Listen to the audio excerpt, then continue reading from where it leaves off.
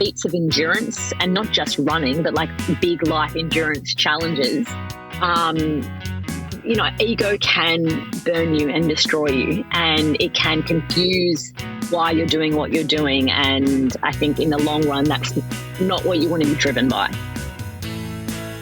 This is Running for Real, the podcast for runners who know that for every runner's high, there are just as many lows.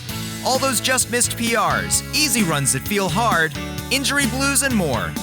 Each week, we'll talk to running, health, and wellness experts about their highs, lows, and best advice to build our confidence. Running for Real is about being honest, being brave, and most of all, not feeling alone.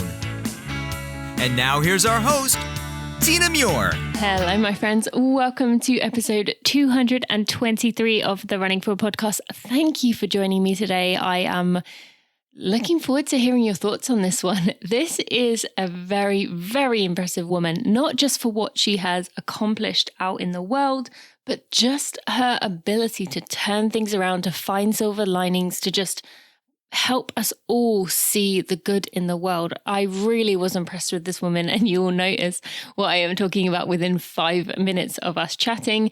Bear with us for the first 2 or 3 minutes, but you will see why the nugget comes at the end of this little mini conversation before we get deeper. Now, Sam Gash, her story has been covered a lot in many other podcasts, most notably Rich Roll, which, by the way, if you missed my episode with him on the 13th of November, go back and listen to it. So good. But her episode with Rich was really, really good and just allows you to get to know her in her story in full. And I would definitely recommend that one as one to listen to if you do want to learn more about her. That said, I wanted to go deeper today. I wanted to hear about her thoughts for 2020 as someone who is really a positive person and a motivational speaker who travels around the world doing these incredible events. How did it affect her being in lockdown, being stuck, being unable to go anywhere? It was really interesting to learn from her. I'll tell you all the things she's done at the beginning if you don't know who she is. And we just talk about just being humans, about being vulnerable, about learning and understanding and not beating yourself up for the things that you do and being compassionate. We talk about all kinds of things that are just going to help you to feel good and look at your own situation better. So I'm really excited to have Samantha Gash on the show. She also has her own podcast, so you can definitely go check that one out. And she did participate in the Eco Challenge World's Toughest Race. I was originally going to put her in that series as well, but I decided to pull that apart and make this an episode just about her, as there is so much to cover with her. I didn't want to focus on Eco Challenge. We've done enough of that over the past few months. So without any further ado, we're just going to take a moment to thank our sponsors, and we'll be right to this episode with Sam Gash. This episode is sponsored by Momentous. I've been telling you about their collagen for weeks. I am really appreciating it for the ability it has given me to recover quicker, to have my joints and ligaments to be supported by their collagen supplements. I put it in a smoothie. You can put it in your coffee. It is totally unflavored. It is just really enjoyable to add to your diet without having to worry about what you are adding in there. It has 50 milligrams of vitamin C per serving, and that is another great thing we can be adding to our diet during the winter months. Now, today I want to tell you about Elite Sleep. So when you're going to get your collagen from livemomentous.com, and by the way, I should add that I had been telling you the wrong coupon code. I apologize to Momentous. Actually, I told you the right code, but I actually told you the wrong amount. This is going to get you 20% off. Code Tina will get you 20% off your first order. I was saying it was only 15, so I'm sorry about that. And it is actually 20% off your order if you use code Tina. Now, I want to tell you about Elite Sleep today because many of us need it. It is definitely a stressful time. My sleep has certainly been disrupted, and I have been able to use these Elite Sleep tablets when I am struggling, and I don't have any side effects. This is this unique research-backed formula created to help athletes fall asleep easier and achieve higher quality sleep. That's going to improve your recovery. That's going to improve your performance. And Momentous Sleep can benefit any individual looking to improve their performance by improving their sleep.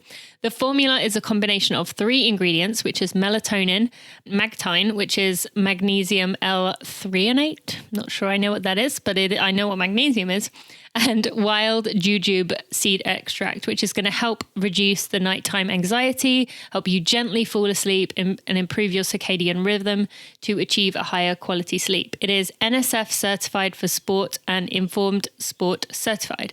Elite Sleep can be taken every night, and it's not meant to fix problems with your sleep, but it's rather going to help you consistently improve your sleep quality for those people who rely on sleep for physical and mental recovery, which is all of us in general, but especially right now with what is going on. This is such a good thing, and you can get your collagen, you can get your Elite Sleep, and I'm looking forward to telling you a bit more about the creatine in a few weeks. But for now, go check out that Elite Sleep. If you are struggling with sleep right now, this is a really healthy, safe way to do it. And I want you to use code TINA to get 20% off your order. That's Tina at livemomentous.com. Use code TINA at livemomentous.com. Samantha, thank you so much for joining me today on the Running for a podcast. I am excited you were here. Thanks for joining me. Oh, thanks so much for having me. And I have to know, how is the future as it's still the evening here for us and you're already in tomorrow? Does tomorrow look amazing? It looks amazing. Well, actually, so I'm in the west coast of Australia right now, which is 3 hours behind the east coast. And I've got to say, just such a small shift in 3 hours from what I'm normally living. I do feel like I'm sometimes behind being on the west coast, considering it's a newer thing for me. I think people feel that a lot here in the US as well. I know people in the West Coast said they always feel like they wake up and the world's been working for hours and hours because they are that 3 hours behind. So yeah, I think people definitely in the US are familiar with that as well. And so you've just told us where you're from, so that took that out of the way. And I've told you before, but I'm not going to cover the biggest parts of your story, primarily because I like to go deeper. I like to do different things. And there's plenty of podcasts that you have been on where you've shared your story, and it is an incredible story. So I will put a link in the show notes to a few of those, whichever ones you tell me afterwards that you think were the most enjoyable. But I want to, if it's okay with you, give a bit of a summary of your story, and then we'll kind of dive deep into each of those segments as we go. Is that okay with you? Absolutely. And you've almost put me a little bit on my toes. I am so used to being asked those typical questions, and now I'm kind of excited and kind of intrigued where we're going to go. Okay, well, actually, then let's start with something totally random. One thing when I was creeping on you, or researching you, as I should say, was that you said earlier this year, let me find it, that you love salt and vinegar chips and you would give them up if you could high five and hug people this year. Now, in England, we love salt and vinegar chips. Salt and vinegar are my favorite, but here in the US, you don't come across them too much. And I can taste them right now, even like thinking about them. So good. But for someone listening as an American, what's so good about a salt and vinegar chip? And we're talking about chips as in crisps, as in, just want to clarify here, we are talking about what Americans call chips. Or are you talking about fries? I'm confused now. No, 100%. So salt and vinegar chips, 100% talking about crisps, I guess you guys call it, crisps, chips, potato chips from the packet. Yes, there you go. Clarify there. So I lived in the States for a year just after I finished my senior year, year 12, and I kind of was so shocked that there was no salt and vinegar chips. And I traveled to the States quite a bit, and there's obviously a lot more there now. But definitely it's more of a niche flavor of potato chips. And to describe it, I guess imagine an original flavour chips, so with no flavour besides the salt, and imagine some vinegar is being placed on top of them, but like they're tangy. Not moist in the situation. And it's just that beautiful salt and acidity kind of flavour, and your taste buds kind of get really electrified, as you and I can almost kind of salivate thinking about them right now. They are just the one thing, no matter how I'm feeling in a race, I can always consume. And it's not just a race food for me, it's a life food. So, I mean, I like to eat pretty healthy, but it's something that I just have I have no boundaries on when it comes to opening a packet of salt and vinegar chips. In fact, someone in the nutrition world did a story on Instagram the other day, and she goes, I think she eats very, very clean, and she goes, I just want to let everyone know that I just had an entire bag of chips, and I couldn't help but write to her going, as long as they're salt and vinegar, that's totally okay. Yeah. So they're just such a great flavour. I know, it's funny because they are the flavour that, and that's the problem. Here in America, when you do find them, I think Kettle makes them. Yeah. But when you do find them, they're always in a massive bag. And yeah, it's just so easy to eat the whole thing. So I'm like, you having been in America, that's tricky. No, I haven't been there for a while.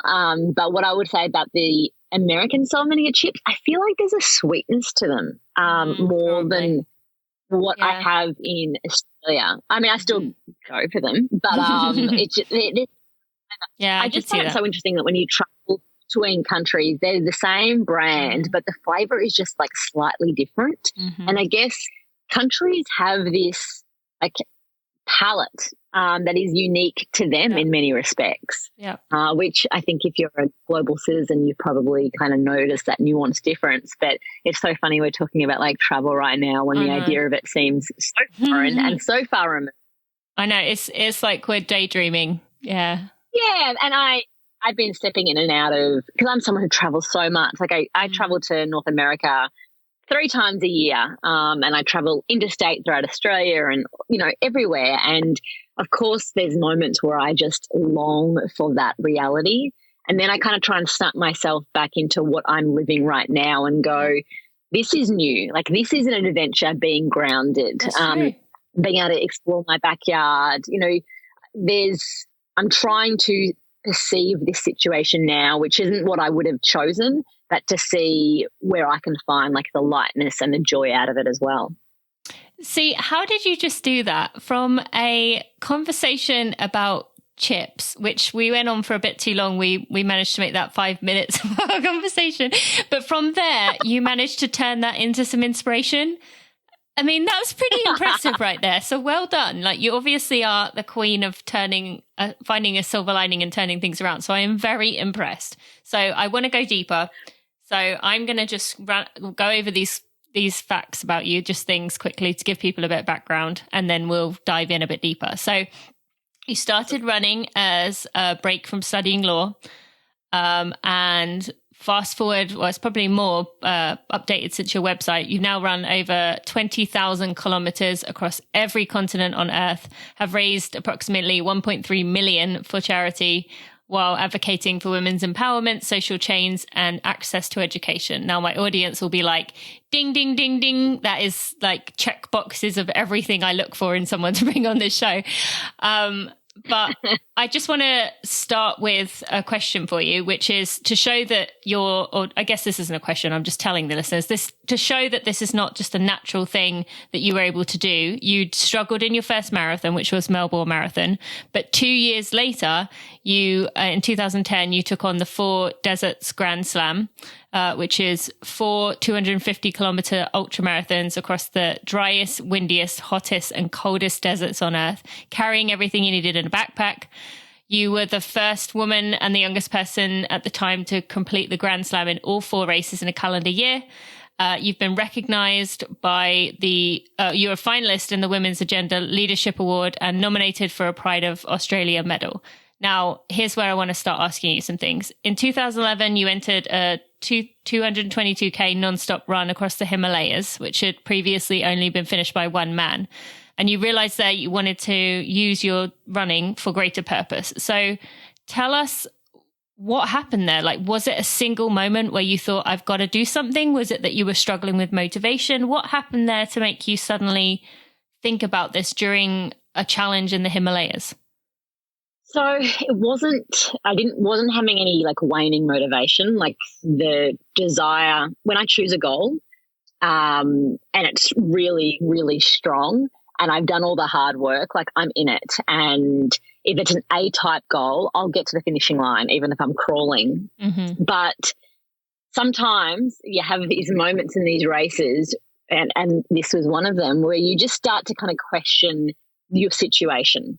And I noticed very, I guess, early into my ultra marathoning career that I could see the trajectory of where I was going. And the trajectory was, I need to go bigger, harder, faster, longer, hotter, colder. Like I'd already done like the 4 extreme deserts, and now I was hitting like the highest race on the planet.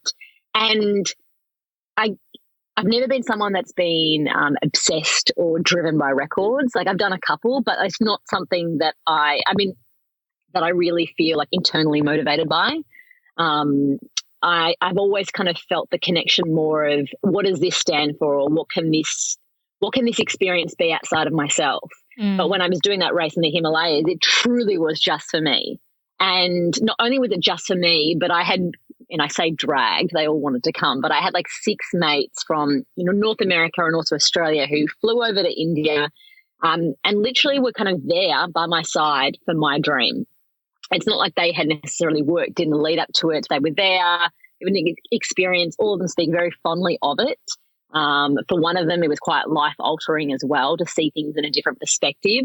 But it just felt this moment of self-indulgence. And I say that because I was struggling. Like I had hypothermia. So every kilometre I had to go back in the vehicle, try and warm up. It just was a slog. And I don't mind slogging. I don't mind suffering. I do it quite a bit. But I do feel that if you're going to suffer, make it count. Like be for something that you can hand on heart go, this makes sense and is of value to me. And for a lot of people, like the desire to slog to test their mental and physical capabilities is like a perfect reason, or the desire to see if they can be the best and number one. That is a valuable reason for them.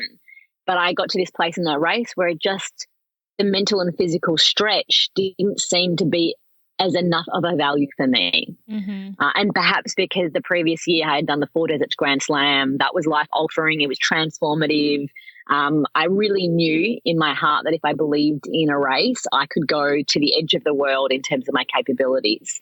But to kind of replicate that experience for the same thing just felt a little empty. And I have always been driven by social impact, finding a way of utilizing your strengths, your unique strengths and skills for something bigger than yourself. I studied a law degree with the intention of working for an international organization like the UN, but then I got in corporate law and I just started to go, maybe this is my thing. Like maybe adventure and running and self-powered and connection that I'm experiencing in this very intense environment of ultramarathoning can actually be my vehicle, my mechanism of affecting something bigger. I love that. And did you have something in mind when this kind of came into focus for you? Like a particular area?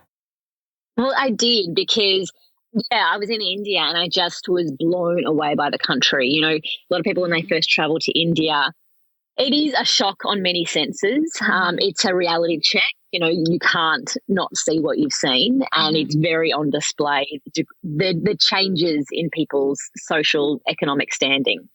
You can have in Mumbai, it's one of the wealthiest homes in the world, and it's like basically right next to a slum. So the disparity is very obvious. And so for me, I was actually with my friend at the time, Ryan Bennett, who is from New York, and we just started to talk about this concept of doing a run from south to north in India. And we said, okay, we want to tell stories specifically related to education. And so that was this is 2011, very early brainstormings. We were in a bus going up to the start line of that race. And there was a guy called Kenal, who was one of the logistics team behind, the Ultra the High. And I just remember him saying to me, south to north has been done so much. There's like a race car, there's a motorbike race. He goes west to east. He's just like west to east is just like desert to mountain, so extreme. And this is 2011, and it wasn't till 2016 that I actually did that project. And it looked a bit different, obviously, but I stuck to the roots of west to east, the origins of exploring barriers to quality education. I did it on my own as the runner, but I had a support team with me. I joined with forces with international organisation World Vision, very much about community and connection, and really the running was just the link that tied it all together. So I one thing I will say to people listening to this podcast is the good ideas take time to ferment. And there's a lot of people who feel like they have this idea and it has to happen straight away for it to have validity or for it to get off the ground. And don't rush some things, particularly on these big, grand levels. Your body needs time, your mind needs time, to build support needs time. Like, things have to just naturally, organically build. And that was a 5-year journey to get to that place. Yeah, thank you for saying that as well, because I think a lot of people do get these ideas and then they do jump on them immediately, and maybe they try something big, maybe not quite that big, but something big 6 months, a year later, and then they don't accomplish it and they think, well, I'm just a failure. I was never meant to do this. I can't do stuff like this. Other people can, when really they did have the potential and do have the potential to do it, but it was just too soon. It was just not, their body and mind and preparation had not lined up to do that. And it's only when people try it again, and maybe even again, that it finally sticks, which would make sense with what you said there, that it took 5 years. So, sometimes it does. And it's not like it was on the front of my consciousness all the time. 2011, I thought of it. I knew it was such a massive project. Even though I had done some big things, I was just that's the big papa of expeditions in my mind. 77. Well, I didn't know the time frame that it would take, but I knew it would be over 3,500 kilometres. I was nowhere near physical capability for something like that at that point in the way that I wanted to do it. I mean, if it was just to run it, one part of me thinks I could have done it earlier because that would be the only agenda. Now, I would have suffered the entire way for it, and I probably wouldn't finish because the mental reason wouldn't have been strong enough.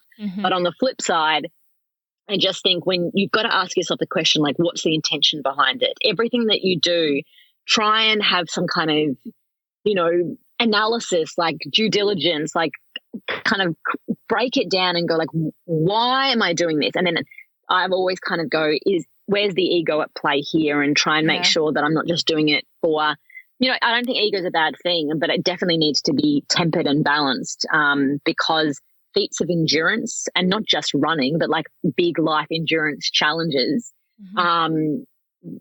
ego can burn you and destroy you, and it can confuse why you're doing what you're doing. And I think in the long run, that's not what you want to be driven by. No, I mean, my listeners, I don't know what you do and don't know, but my listeners know that was definitely the case for me. I was running as an elite runner, and I reached a breaking point and I snapped. Didn't run a step for 3 months because I was just driven by the finish line, and somewhere along the way that stopped being motivating. And then, I had to rebuild my running from the ground up after having, I guess I'm still kind of there after having 2 kids. But so definitely I understand that.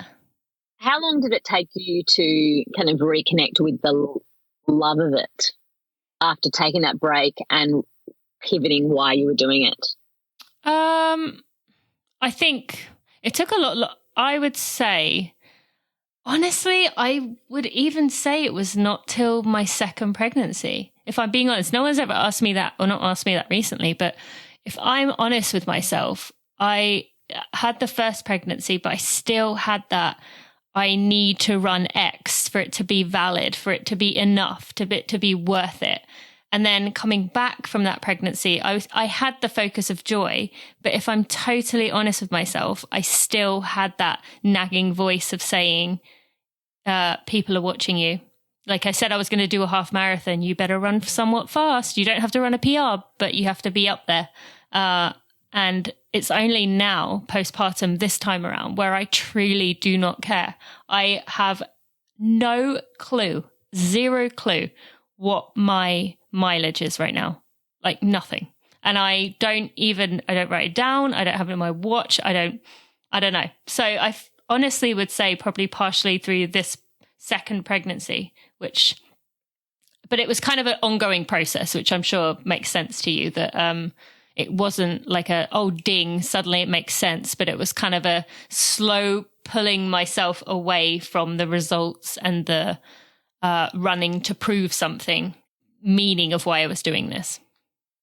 I think what you just said is just so important for people to kind of like break down a little further, because like I talk a lot about this concept of passion and how we're very wired, with social media and like feeling like we're purpose driven to feel passion in the things that we do. Yeah. But we have a really misguided understanding of what passion really means. I think we feel that when we're living in our passion, meaning we do jobs that, our day job, which many people would say would be a luxury to live a job that you feel passionate about. I can certainly say like my parents didn't necessarily have that ability when they were younger, but I feel like we do now a lot more. People think you're meant to feel amazing all the time. Like, I'm living in my passion. I'm meant to feel great. And when we hit a roadblock with that feeling, we feel like, I've got to walk away from it. Like, this is not what I'm passionate about. I'm not feeling good anymore. But like I've spoken quite a bit about like the Latin root of the word passion is patiae, which actually means to suffer. Yeah. And so the concept of passion is actually about endurance. And the notion of endurance is that there are going to be highs, lows, roadblocks. But if you are passionate enough, you endure through those things. Thank you to Athletic Greens for sponsoring this episode of the Running For Real podcast. I don't know what more I could say about Athletic Greens. I love it. I mean this 100% from my heart. I write Athletic Greens in my gratitude journal at least once, if not more times a week. And I truly feel that, because this gives me 75 vitamins, minerals, and whole food source ingredients that work together to help my body. It gives me adaptogens. It gives me probiotics, prebiotics, gut health. It's the superfood complex that helps to support the body's nutritional needs across these critical areas of health. I have not been the best at getting in the nutrition I should be, but I know that I am safe and I'm looking after my body. I'm building up my immune system with Athletic Greens. And your bonus gift for signing up right now is that you will get a 1 year free supply of vitamin D3, K2, which we know is absolutely critical this year, but every year, to prevent you feeling that vitamin D levels dropping, as we've heard with Inside Tracker. It really can be quite detrimental to our health and can really wreak havoc with our body and how we feel in our running. There is so much that it can affect, and you can make sure that you are doing your best to prevent that by taking those vitamin D drops each day, and Athletic Greens will give you those for free. I actually drop 2 drops into my shaker of Athletic Greens and just drink it together so that it's done, because I just find if not, I just forget. So that's the easiest thing for me to do. But the Athletic Greens powder itself will give you the antioxidant equivalent of 12 servings of fruits and vegetables per scoop. So you can go about your day knowing that you're looking after your body. You're getting these important, hard to find ingredients that are and these high level of antioxidants that are going to boost your immunity. My digestion feels like it's better supported while I'm at home, and it has magnesium, which also helps with sleep and helps with muscle soreness. We know that the perfect diet doesn't exist, but this is one way you can look after yourself. So you can go to athleticgreens.com/Tina. That's athleticgreens.com/Tina to go sign yourself up, and also to get a 1 year supply of free D3 K2. I've spoken quite a bit about like the Latin root of the word passion is patiae, which actually means to suffer. Yep. And so the concept of passion is actually about endurance. And the notion of endurance is that there are going to be highs, lows, roadblocks. But if you are passionate enough, you endure through those things. Yeah. And the moment I really got that, it actually enabled me to be better as a runner, because I didn't quit so easily. I didn't give up on my mind. I kind of accepted that was part and parcel of the process, and I was going to deepen my resolve, not just in this space, but in other arenas in my life, if I could find a way to get through it, to get through that clunky, uncomfortable moment. And it's just, we have so many options at our disposal before quitting. And I just think when we're at states of overwhelm, we put things into the too hard basket all the time. And so, for your listeners who, are listening to this and think, well, I want to do an expedition, or I want to create a big plan, or I want to do a project. They are really, really hard, because particularly if you're trying to connect it with social impact and you're trying to use adventure, like you've got to be very intrinsically motivated in order to pull it off together. And there's going to be monumental setbacks, and you just got to keep grinding, and you've got to keep and sometimes you've got to pause and take a break, and then kind of go back to it with fresh eyes. And I just think what we are lacking today with so many people, and that I kind of get exposed to, is that people want to rush the process all the time. Mm-hmm. Well, I think a lot of that is the social media world, isn't it? That the sad thing is that that's what people want to see. And you probably know this, I know this, that when people share pictures of, it doesn't matter what my words say, but if I put a picture of me finishing a race, it's going to do better. And on whatever scale someone listening is thinking of that, social media, we see these accomplishments that other people do, and it looks like everyone around us is constantly achieving, when actually they too are looking around saying, wow, this person did that and this person did that. And I talk a lot about social media, and it's so dangerous for us, for our self-esteem. And I think that really has added to what you're just saying right there, is that need to feel like you need to do it right now, or you're left behind, or you're not good enough. And I think you've spoken about this, but, social media is our highlights reel, and a lot of people only share the end state.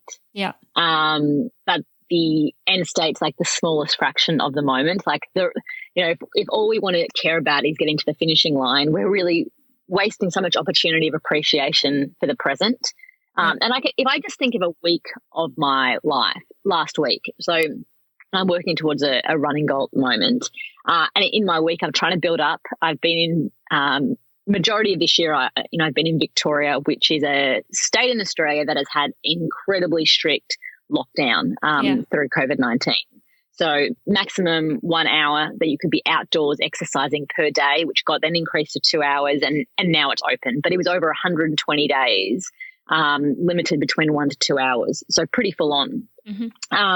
And so I'm trying to now build up to be able to do something that maybe takes me over 20 hours to do. And within a 1 week cycle, I go from emotions of feeling I'm totally on target, I can do this. And then 2 training runs down the track, I end up picking up a cold from my toddler who's gone back to daycare. Mm-hmm. And then the next day, my calves are blown out because I'm trying to probably increase my mileage a little bit too quickly.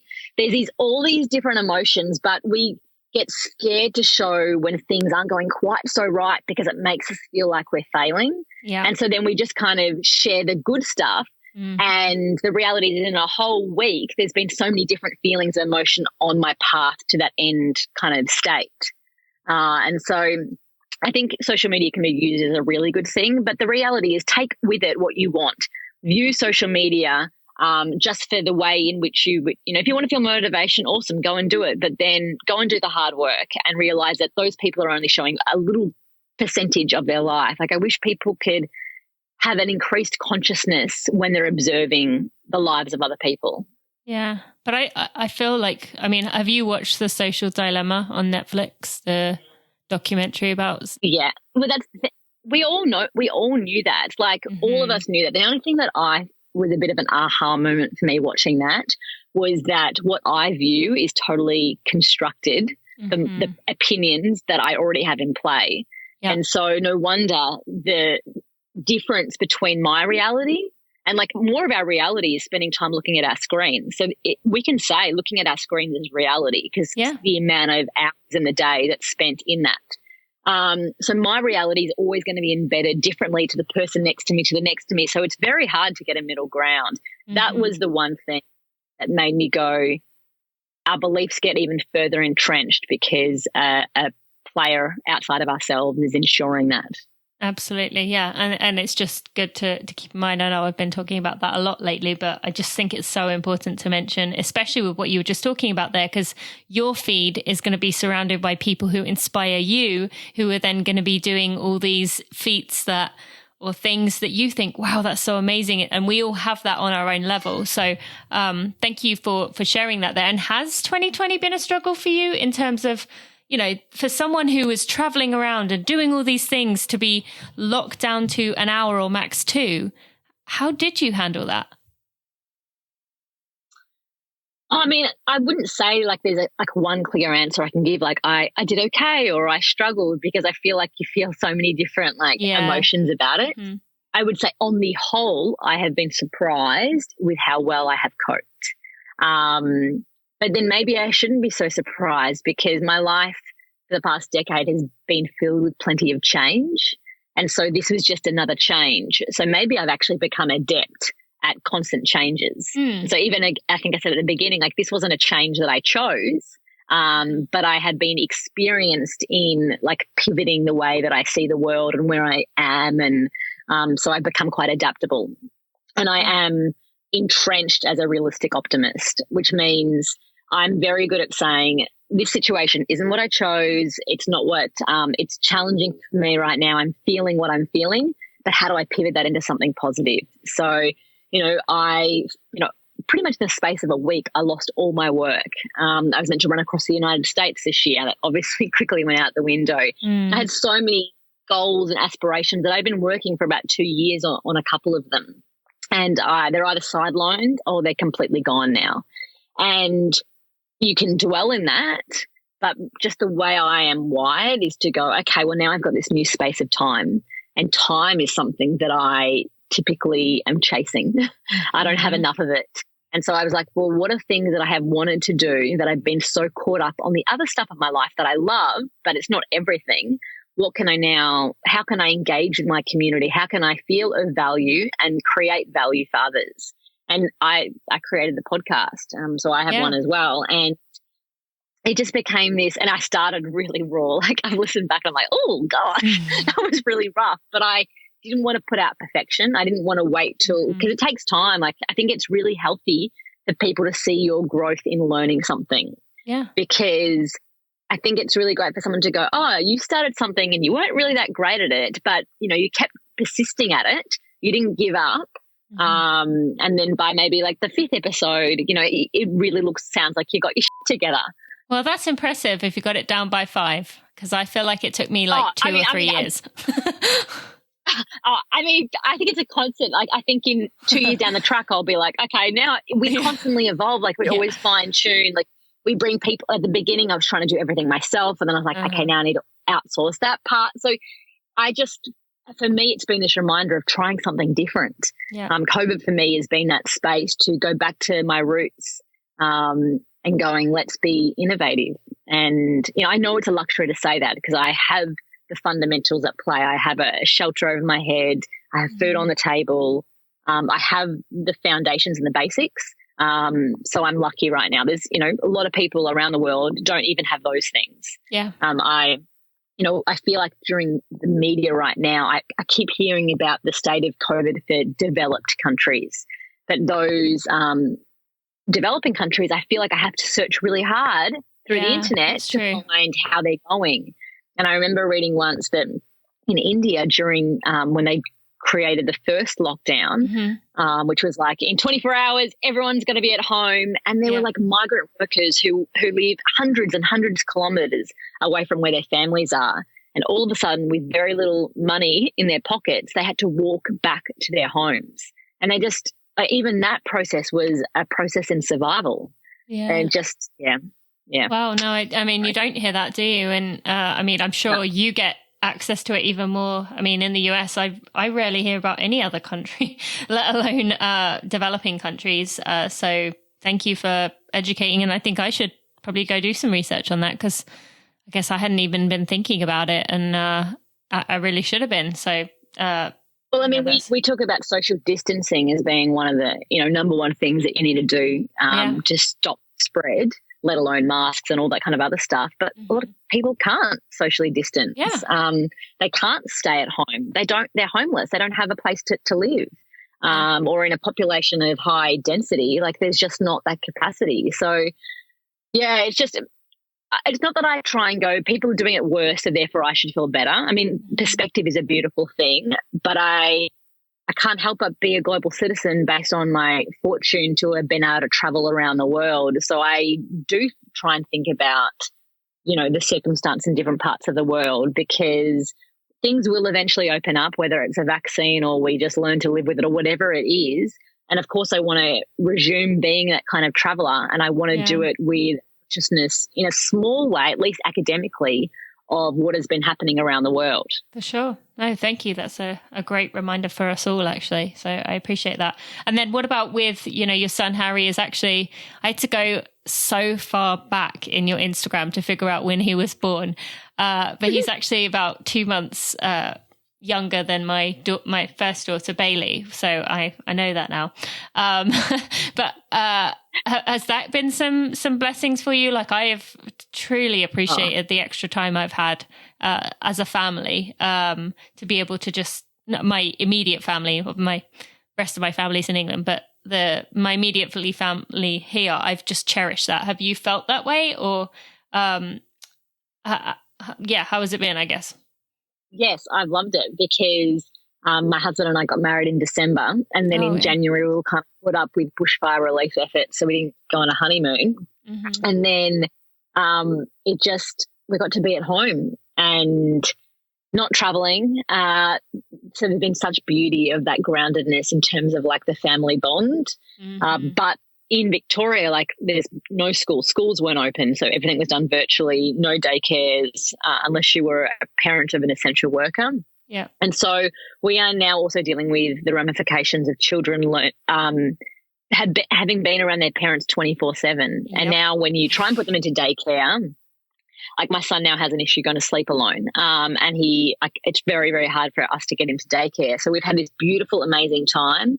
And we're also kind of going through this process of, now that we have to kind of go back to work, and that work sometimes is, facing other people as opposed to us just being at home all the time. We are trying to work with our son to be comfortable in a different arena. So beauty, of course, but I feel like there's just so many going to be interesting consequences of this time, positive and negative, that we're not even aware of right now. Absolutely. I think a lot about what this generation of kids, our children's age, what will they be like when they're 20? Like, are they all going to have OCDs with cleaning their hands, or like, how are they going to be affected? Are they going to be able to handle change easier because they had to deal with so many things changing in front of them constantly? Like, it's really interesting to think about, and I'm sure there are already studies going on, but it will be interesting to watch it unfold. We are, as an adult, we are influenced by the dramatic things that happen in our childhood. I mean, think of adults who were kids in the Depression. Yeah, they don't waste food. Mm-hmm. Even when they know that food is now plentiful for them, they, like my mother, like, is just so careful. Like, and it's just, that's something that's embedded to them from as a child, because that formulates at those really early ages what's their norm. So I see my son now, and like, he walks into a building and he goes and looks for the sanitizer. Yes, and he's so good at getting his temperature taken on his forehead. I'm like, he's like this little obedient soldier standing in line. Like, he barely stands still for anything, but he's so calm and present when it comes to getting his temperature taken and putting sanitizer on his hand. So it is going to be interesting, like, how that influences them when they get older, when they then have kids. And then I start to think, okay, well, what was I influenced by when I was younger? Mm-hmm. Like, I almost feel like I was born in a time where things were quite cruisy. Like, there was no massive, like, there was no pandemic. There was, I have a very laissez-faire kind of approach to life, to risk, versus my husband, who is a SAS troop commander, so was in the military, in the special forces, and he's just so much more conscious of risk than I am, because he's seen the worst of the worst play out. Of course, we're creatures of our past experiences.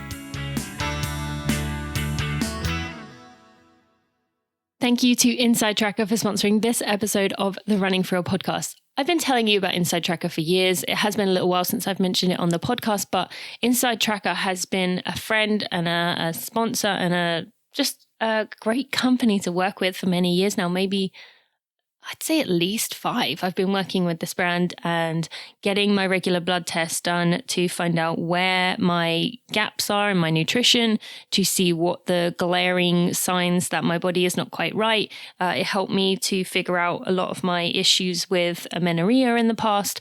and I am keeping track of where my body is at. It's a great way to look at your biomarkers to see what is going on inside your system. From getting it tested, you just go to the one of many locations to get tested. A few days later, they send you your results that tell you where you were at in terms of your markers, your levels. And then from there, they have on their interactive website recommendations for you, what foods you could eat, what supplements, if you want to go the supplements route, but I prefer just using Athletic Greens and then filling in the gaps of nutrition myself. But it tells you what foods you could go get to make sure you can bulk up that number. It will keep track of all your numbers so that when you get retested, you can see, oh, I've improved in this one by this much or whatever. And then you can see where the deficiencies are. You can learn more about what that marker means and how that affects you. You can also work with someone at Inside Tracker who can help you to add those foods, to add those things into your diet if you struggle. It really is a fantastic service, I guess, to use. And I'm excited to tell you that my Running for Real listeners get the deal of the year from Inside Tracker. You could take advantage of their best deal of the year and take control of your health and wellness, which in this year we need it more than ever. You can get $200 off the Ultimate Plan, which is their most comprehensive package, with code GIFT from Run for Real. That's GIFT from Run for Real with the word 4, not the number 4. GIFT from Run for Real at insidetracker.com. I have been using them for years. There's a reason for that. And I have a feeling that you will appreciate it too. Going into 2020, we need to be looking after our health, particularly in this winter of all winters. So be sure to go use code GIFT from Run for Real at insidetracker.com to get $200 off their Ultimate Plan. Yeah, and then I start to think, okay, what was I influenced by when I was younger? Like I almost feel like I was born in a time where things were quite cruisy. Like there was no massive, like there was no pandemic. There was, I have a very laissez-faire kind of approach to life, to risk, versus my husband, who is a SAS troop commander, so was in the military, in the special forces, and he's just so much more conscious of risk than I am because he's seen the worst of the worst play out. So yeah, of course, we're creatures of our past experiences. Yeah, so interesting. I love thinking about that stuff, like psychology and how our environment affects us. So I could talk to you for hours about that. So I want to just share something that I saw on your Instagram in a post. And actually, for anyone listening, go follow Sam. She's just so inspiring and cool to follow. But you said here, we create a plan with the best of intentions and have structure, and sometimes it erodes by 9 a.m. You beat yourself up because you think you're meant to be better. And then later on you said, our judgment upon ourselves and other people is mentally draining and gets in the way of grace, patience, and acceptance. Explain that for someone listening, because I felt that was so beautiful and so eloquently said. And it is something that we do. I mean, especially people who do running and do endurance events, we tend to be very hard on ourselves. So tell me about what you meant by that. I mean, I was living it. My husband and I were going, we got to create this. Why aren't we getting a better system? Why aren't we more consistent? Harry's not sleeping great. We can't get him to daycare. I got sick. It's crazy how quickly the plan goes out the window, particularly once you become a parent, particularly if you're a parent who's a working parent who also then has a passion for like physical, movement as well. So there's lots of things that we care about and you're trying to get everything done. And the older I get, the more I realize we cannot do everything. At least we cannot do everything at the same time, or we can't do everything at the same time and do it well. And so, consistency is obviously something, people like Simon Sinek and like even Jesse Itzler, they talk about this beauty of consistency and they seem to be able to nail it. And for those of us who can't nail it, we feel like failures. Yeah. Because we can't get it right because there's a guy screaming us on a screen saying, you can do it. I've got 4 kids. I can do it. I'm not trying to give Jesse a hard time, but I'm just like, wow, whatever's going on, I'm either not good enough or I can't seem to nail it. And I think we need to remove this concept that we can be perfect. Of course, attain to do the best that we can do. But when it falls short of that plan, just create the next freaking best plan, which is, I'd say, something women are really great at. We can pivot, we can move, we can go with what's in front of us. And then moving to that second point of, if we can't be perfect, why do we expect other people to be perfect? And I always say that when we are critical of other people, you really need to ask yourself, are you perfect? And the reality is the answer would be no. Mm-hmm. And then maybe you should say that they are doing the best that they can do. Yep. Because I think for the most part, even if you don't like how someone's showing up, for them, that might be the best that they can do right now. Yeah. And, you know, in this space where if I'm right, you're wrong, black and white, there's no grey in between. You know, you guys have just gone through a massive election and the country is totally divided. Yeah.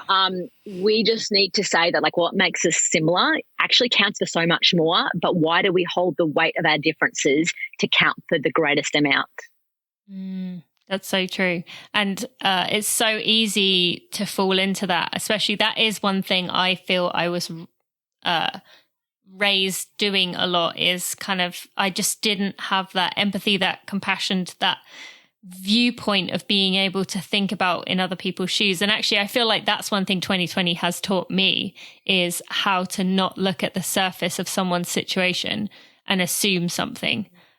Because we never truly know what the full picture of what is going on behind the scenes. And it's easy to do. And I feel a lot of us, I personally feel like that's one thing our generation has done a lot, is been raised with that kind of judgment. But I like the idea that a lot of people are trying to change that now and use empathy and compassion and equanimity and just being more aware of that. Well, yeah. And when it comes also to this kind of like concept of consistency, and obviously, you know, as an athlete, we're always talked about like consistency counts for more than volume. Yeah. Sometimes to pull off those big projects, we nail down on the consistency to get it right. But in doing that, we are sometimes placing like burden on the people around us, meaning for me, my husband or my son, and I may be sacrificing other things. But sometimes we choose to do that. And it's a conversation that you should have in your family unit going, for this 4-week period, I know that I'm going to be putting increased pressure on you. Are we comfortable as a family for this goal to be paramount for me right now?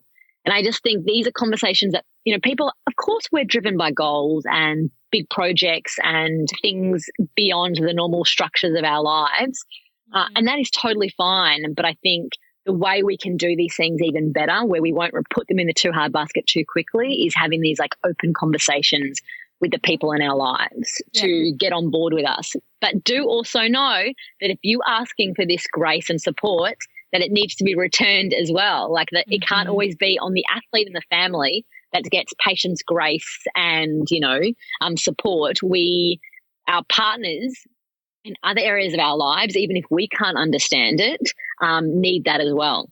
Yes, so true. Thank you so much for bringing that up, because that's such an important point. And I have been very guilty in the past of taking a lot for my career when I was running at the elite level. And looking back now, I just didn't give back enough. And I'm trying to forgive myself for that, but it definitely can easily go that way when you are someone who is driven, which I know a lot of my audience is.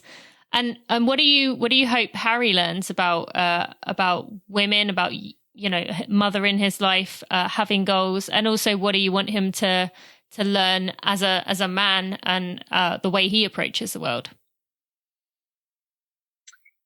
I would like Harry to believe that we were always there for him, but we also pursued the things that were important to us that might have been outside of just being in the family all the time.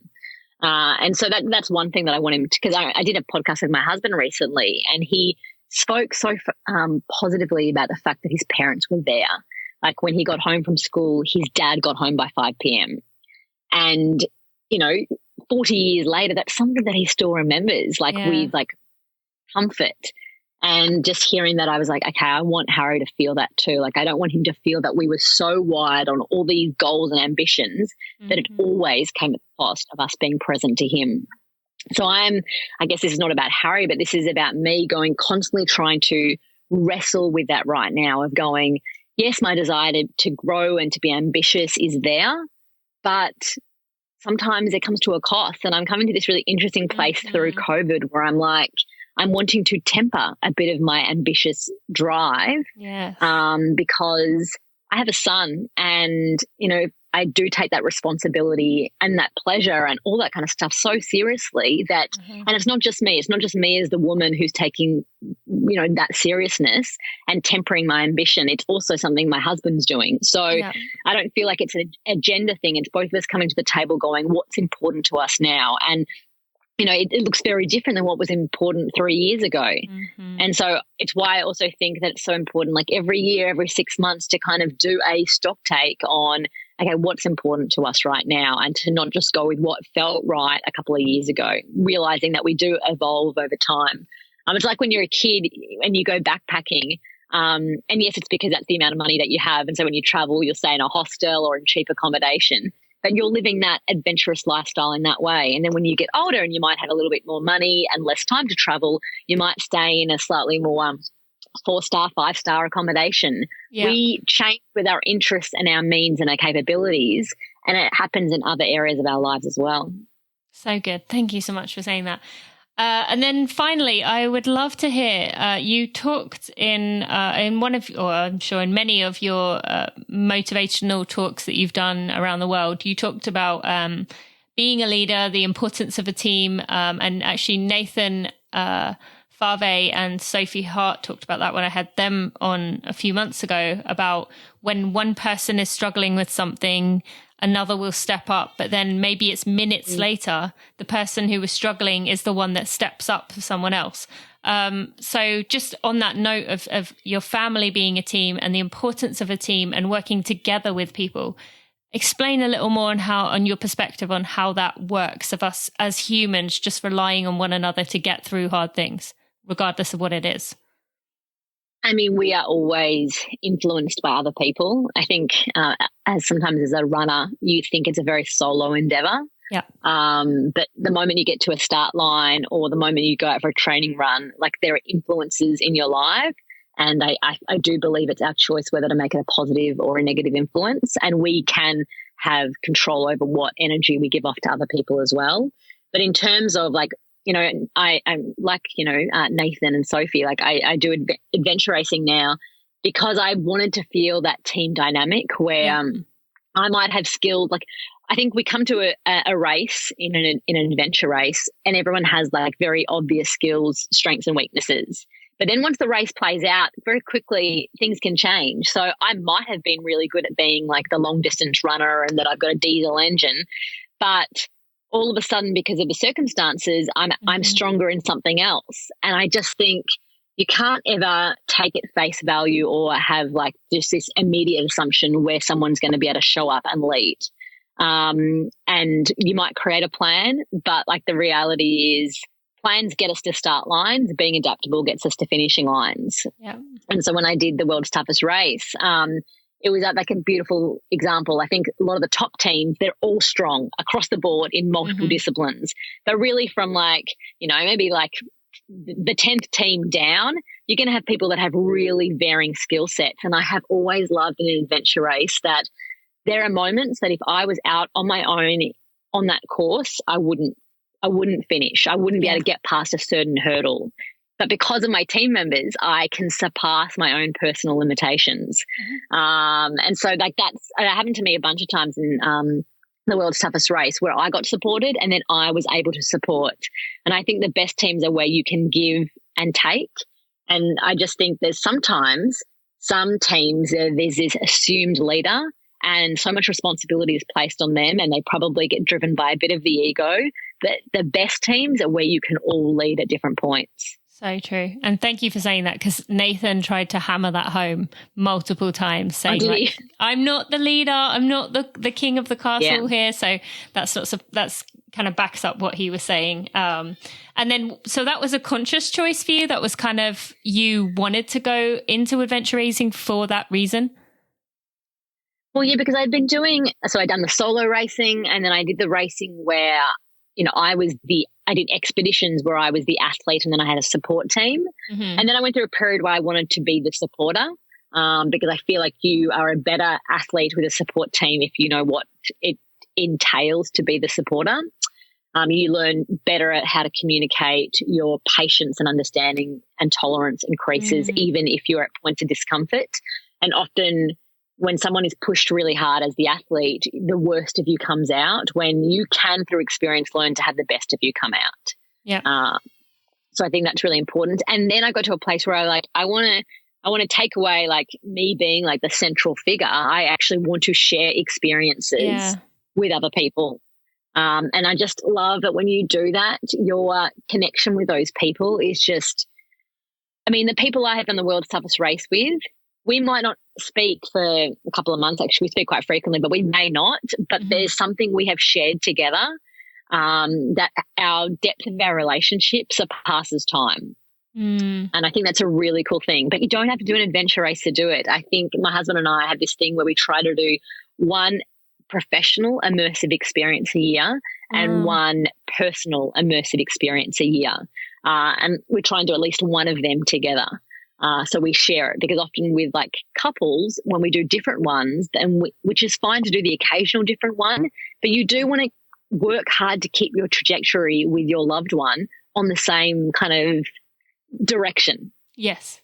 Because that's where relationships, and I've experienced in my past at least, relationships can break down when you're just a solo warrior and you keep pushing your boundaries of your mental and professional capabilities, but you're kind of not doing it in conjunction with your husband. Yeah, that makes sense. Thank you for explaining that. And I think that's so important to mention because it is easy to get that way when you are a driven person. So I appreciate that. All right. Well, I feel like we only got through half the things I wanted to talk about. I feel like I could easily talk another hour, if not few hours with you. But just want to thank you so much for talking today, for just being such a source of wisdom and inspiration and life lessons. Appreciate you so much. And I know my listeners did too. So thank you so much. Oh, thanks for having me. And sorry, I'm a bit verbose, so that's why we didn't get through the depth of questions that you gave. No, it was so good. We went off in different directions, which I loved. So thanks. Before we end this episode, I just want to take a moment to shout out my podcast editor, Jeremy Nessel, who has done such a wonderful job of looking after my podcast, taking out all the mishaps in the episodes, while still keeping in the vulnerability and the realness and the rawness of the conversation. This is not one of those podcasts where I take out the ums and the ers and the sometimes the delay in words, because I think it's very important to keep that authenticity. We're surrounded by perfected and manicured everything, and I think it's really important that Running for Real stays that way. So thank you to Jeremy for your work. I also want to thank Maria Vargas and Amber Moore, who are also part of my team. They've been a big part of this community and me being able to build this brand. So just want to give them a shout out too. All right, let's get right back to the end of this episode. What a woman. I loved having that conversation. I hope you did too.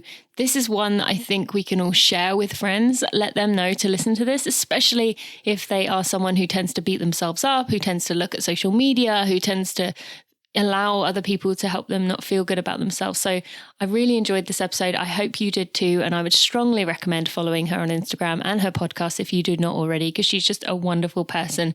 And I really hope I get to meet her someday in the future, because I felt like we were soul sisters in some way. And I really look forward to following along with her a lot more in the future. Now, I want to give a quick thank you to our sponsors for this episode. I want to thank Monumental for sponsoring this episode. You've heard me talking about their collagen peptides, which is going to help with your joint health, your tendon health, your ligament health. It's just such a good thing to add to your diet, particularly if you are pushing your body pretty hard and training for things, but also just in general to give you that sustainability to prevent injuries. And you can get 20% off your first order by using code TINA at livemomentus.com. They also have the elite sleep that I've been talking about in this episode, that if you are having trouble sleeping right now, this is a wonderful way to look after your body, to help you settle off into sleep, to get rid of those thoughts of, or not get rid of them, I suppose, but to quieten those thoughts of anxiety right now that are going on with this situation that we are finding ourselves in. So you can use code TINA at livemomentus.com. I really am excited about this brand. And secondly, I just want to take a moment to thank Inside Tracker. Inside Tracker have been with me for many years now. I absolutely love them. And I am excited to tell you that now you can take advantage of their best deal of the year. Take control of your health and wellness with $200 off the Ultimate Plan, which is their most comprehensive package. You can use code GIFT-FROM-RUN-FOR-REAL. That's GIFT-FROM-RUN-FOR-REAL with the word for, not the number, word for. At insidetracker.com to go get yourself $200 off their Ultimate Plan. There will also be a link in the show notes. And speaking of that, you can find links to everything we talked about today in the show notes at tinamuir.com/episode 223. We have an episode with Damien Hall coming on Friday, and I'm excited for you to hear that one. So have a good week. I'll see you then. Thanks for listening to the Running for Real podcast. Be sure to check out tinamuir.com for show notes and even more helpful running information.